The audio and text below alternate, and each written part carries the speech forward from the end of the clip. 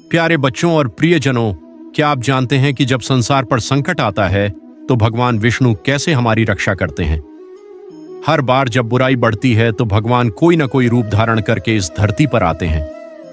उनकी ऐसी ही एक लीला है कूर्म अवतार की, जिसमें उन्होंने कछुए का रूप धारण किया और पूरे ब्रह्मांड को बचाया। यह केवल एक कहानी नहीं है, यह हमारे जीवन के लिए एक महान सीख है। यह हमें बताती है कि जब हम धैर्य और विश्वास से काम करते हैं तो कोई भी कठिनाई हमें हरा नहीं सकती।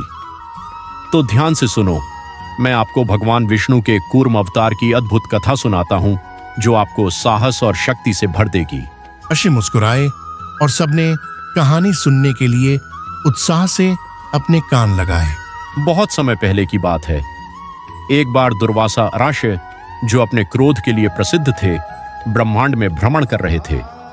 उनके हाथ में एक दिव्य माला थी जो उन्होंने भगवान से प्राप्त की थी।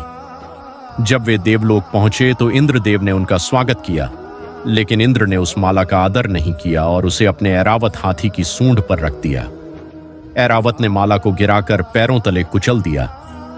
दुर्वासा ऋषि ने इसे अपमान माना और क्रोधित होकर इंद्र को श्राप दे दिया कि देवता अपनी शक्ति और वैभव खो देंगे।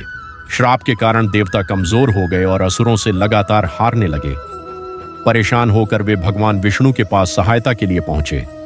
भगवान विष्णु ने कहा, इस स्थिति से उबरने का उपाय है अमृत प्राप्त करना, लेकिन अमृत समुद्र मंथन से निकलेगा और इसके लिए असुरों का सहयोग चाहिए। भगवान विष्णु की सलाह पर देवता असुरों के पास गए और उन्हें अमृत प्राप्त करने के लिए समुद्र मंथन में शामिल होने के लिए राजी किया।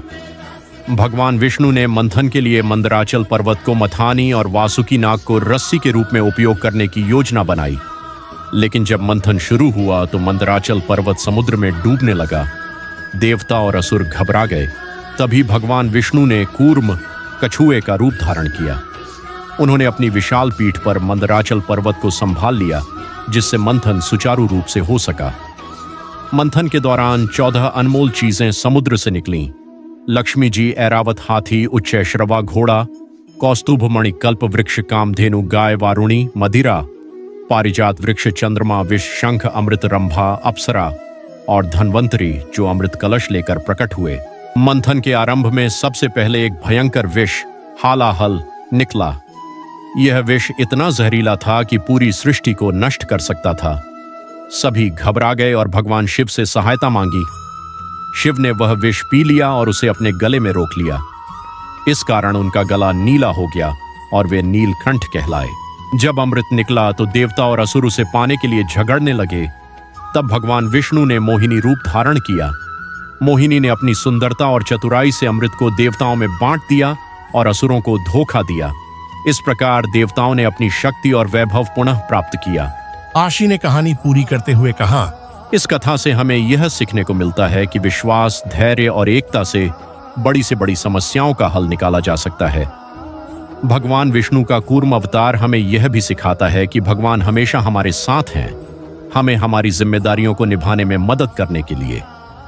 अब बताओ बच्चों और प्रियजनों, इस कहानी से क्या सीखा? बच्चों ने उत्तर दिया, धैर्य, मेहनत, विश्वास और भगवान की कृपा पर भरोसा।